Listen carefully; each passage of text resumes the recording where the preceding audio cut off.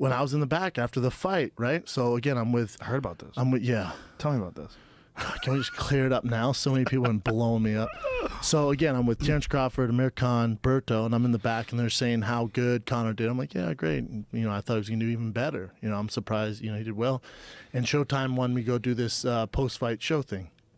So I'm going, and I see Nate Diaz, and he's by himself. Like, no one's really by him. He's by himself, and he's on his phone.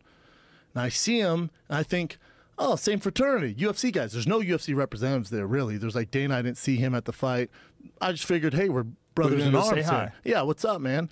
But I was going towards him because he looked busy. I was going to go towards him, and whether he wanted my help or not, I figured I know a few things about marketing. The next fight for him is Conor. I'm assuming he's there to sell that fight. That should be the next fight, Conor versus Nate Diaz 3, the trilogy. That's the fight.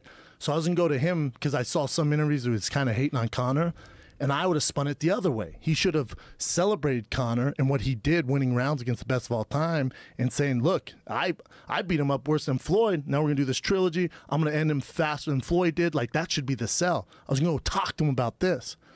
So I see him out of the corner of my eye. I'm like, oh, and they're like, come on, Brendan, we got to go. I'm like, let me just say what's up to this guy.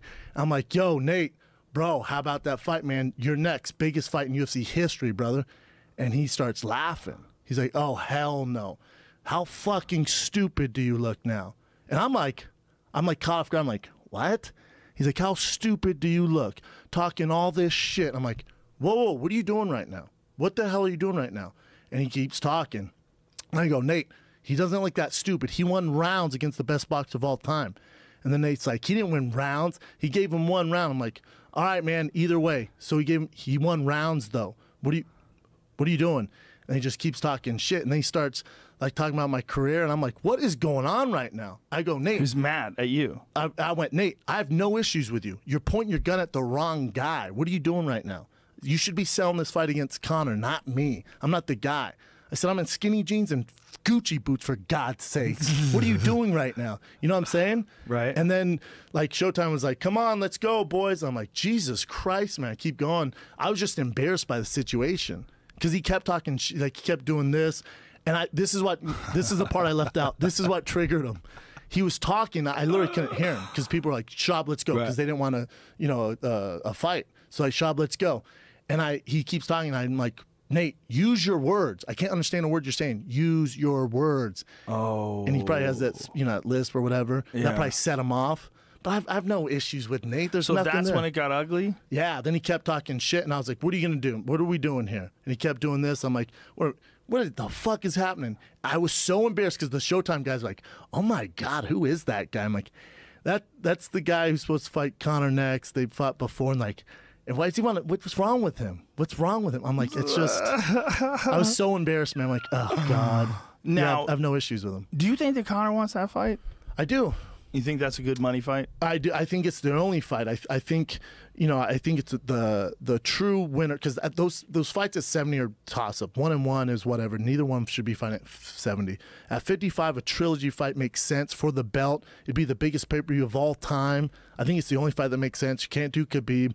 Tony and Kevin Lee, there's just not big enough stars to get Conor to come out. You can't do Khabib because Khabib hasn't made the weight. True, and he's not ready to fight. He's just, he's never. I don't understand that. So how can you sell Khabib right now? Like, so let's say, just in a perfect world, you want to do Khabib versus Conor, and you go on this world tour trying to build Khabib up. You go to Russia, you go all over. Conor wants to fight him in Russia. Crazy. How do we know he's going to make weight and doesn't pull out? So he's out of the equation right now. He needs to come back, fight someone else. So to me, he needs to get his body sorted out. He needs to figure some shit out. Luke Rockhold was saying that his liver shut down. I read it in an interview. Apologize. I didn't hear him say it. Yeah. I read it in an interview. He said that his liver shut down when he was cutting weight for the Michael Johnson fight. And then the next fight after that, he didn't make weight. His body shut down for the Ferguson fight, and they canceled the fight. I'll tell you what, though, Khabib's not even in the conversation for me anymore. Until he gets his shit together, I'm not even entertaining the idea of him fighting. He looks thick, too, I like Kevin Lee. Him. I like Kevin Lee. He's the complete package. He's a bad dude, but the thing is, he speaks well. He looks the part. Talks a lot of shit. He's great. He dresses well. Like, he has all the makings of your next superstar. Yeah, and he realizes now, especially in the Conor McGregor era, you got to talk a lot of shit.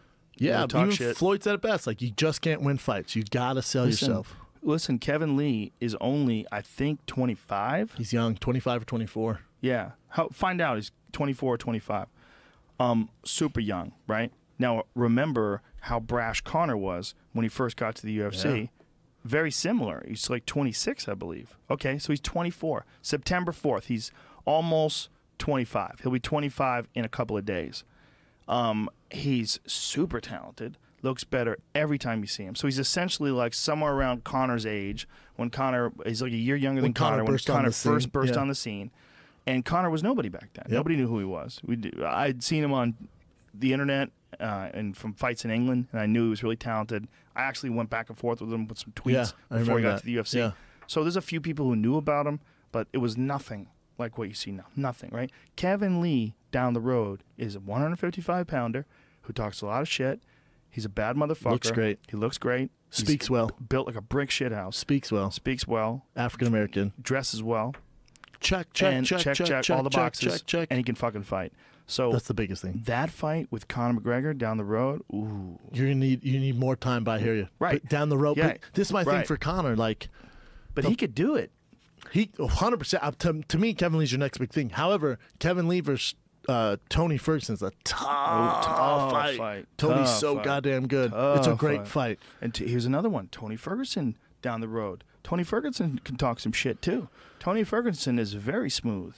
Tony Ferguson is very confident, and he's also a weirdo. He's weird. He has that weird vibe. You get that weird vibe. Phenomenal fighter. Intense. Yeah. He's so intense, but like he does like new classes, Wing Chun and shit. Yeah. And he does all these weird moves where he's like flowing on the ground and rolling around. He does a lot of weird shit. But his endurance is off the charts. He cuts a shitload of weight and does it like a professional. Mexican descent. You can capitalize on that. And he wins by knockout. And he also wins by submission. He's exciting as shit. Very exciting. Look at the guys he's beat, too. Very exciting. It's a tough test for Kevin. It's a very tough test. It's a very good fight. To me, as far as like potential like superstardom, those are the guys. Kevin Lee is that's the guy right now, I think. Yeah, maybe. But if Tony Ferguson becomes the interim champion and starts talking all kinds of crazy shit, his star will rise, man. Don't get me wrong. There's a difference between rising and then becoming like a straight up superstar. Back to the daily grind. The channel's getting false flagged by triggered trolls, so make sure you subscribe to the new channel. Let's get to the MMA news. Longtime UFC commentating veteran and podcast extraordinaire Joe Rogan is coming out, and he's forced the New York Times to delete a social media post that was absolutely asinine and completely absurd. And not only should they have removed the post, they need to remove whoever posted that shit from their job. Talking about hashtag fire Snoop. Hashtag fire the fuckboy that posted that crazy ass post. Look what they said. McGregor's face was completely bloodied. He was about to fall through the ropes and the referee stopped the fight. What? Completely bloodied? Is this dude crazy? How does that shit fly? Talk about clickbait fake news. That's crazy.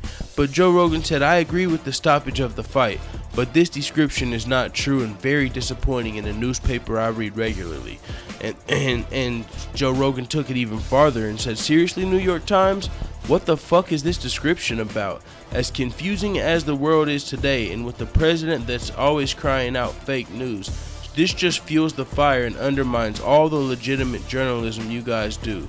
This is completely inaccurate description of Conor and in the end of the fight. I almost feel compelled to write sad. Oh, that's funny as hell. Sad. Yeah, no, that shit is sad, man. And what he said is absolutely correct, man. With the fucking world of fake news today, man, it's so crazy. They're giving credence to fake news, you know? They say you can only believe the big media outlets, but this is a big media outlet just completely fucking lying for clickbait news. So, I mean, it's so crazy, man. Fucking fake news today. You don't know what to believe. You don't know what not to believe. It's fucking insane. You literally got to do your own research on everything. It's so crazy these days, man. Shit with the fake news. Who even knows if Hurricane fucking Harvey's real or fake news with all this crazy shit, man? I know it's not that serious because this is just a fucking fight, but still, that's a completely inaccurate of what happened. Holy shit. Talk about fake news. But they did delete the post to their social media, but I'm wondering, whenever you click the link, did they not have pictures on the website? Like showing his face? What did they do? Photoshop blood on his face? Because I don't recall one drop of blood coming out of Conor McGregor. I seen more snot knocked out of Conor McGregor than blood. He's getting hit by fucking pillow pads. You want to see some blood? Go watch the Nate Diaz Conor McGregor fight #1. Nate Diaz's face afterward. That shit was bloody. But after a boxing ring, is there even blood in boxing? I mean, I'm being serious, no disrespect. I don't know. I don't recall if I've ever seen blood in boxing, but I don't watch much boxing. But I know with fucking 8-ounce, 10-ounce pads, the only way you're gonna get blood is if like somebody's mouthpiece falls out or something, or you bust somebody's lip. I mean, I'm sure there's been blood in boxing, but I don't watch enough boxing to see it though. I don't think I've ever seen it. In the Mayweather-Pacquiao fight, was there blood? I don't think there was blood in Mayweather-McGregor. The only boxing fight I can actually think of that involved blood was whenever Mike Tyson bit off dude's ear. And that's for real. I mean, I'm sure someone in the comments is going to say, man, there's always blood in boxing. But I mean, it's not even about that. I don't care to see blood. But I mean, I'm not one of those guys that just says, more blood, I want to see blood. But I'm just saying, and look at Conor McGregor's face. There's literally no blood on there. You see the snot pictures, you know, the infamous pictures where he's got getting the snot knocked out of him by Floyd Mayweather, but no blood. With that being said, I'm glad powerful Joe Rogan was able to force them to remove this article. I mean, he didn't force them, you know, but I'm glad he was able to speak up and you know that something changed. I mean, it doesn't really mean anything, but I mean, it was a complete overstatement and disrespecting fucking MMA, and I'm team MMA. So with that being said, man, they need to fuck around and remove that guy who did that, because he is taking away credibility from their site by posting shit like that. If you're a fucking MMA or a Conor McGregor fan, why the fuck are you gonna watch, you know, read that stuff, knowing that they're just putting out clickbait, and they're supposedly a news source that's reputable? You know, they're supposed to have a reputation to preserve, and that's not how you do it, by posting complete fucking lies about Conor McGregor. Floyd, you know, one of the biggest fights in history, you're gonna post a complete lie about it for clickbait. But with that being said, man, the shit happened, it's over with, it's removed. Feel how you want to feel about it. It's not even really that big of a deal. I mean, they just removed the social media post, and I mean, the biggest part about it is the fact that they would do that, or whoever fucking is controlling that post. So hopefully whoever's controlling their Twitter that posted that complete lie gets taken off of the Twitter account, because that's pretty absurd for it to be such a big, you know, New York Times is big, man. So for it to be someone like that, that's pretty crazy. With that being said, I gotta get to work tomorrow. I gotta work this whole week, so I got probably I don't even know if I got another video in me tonight. I'm tired as fuck, so we'll see if I get one out. If not, man, thanks for checking out this video. Let everybody know what the fuck you tell me in the comments, dude.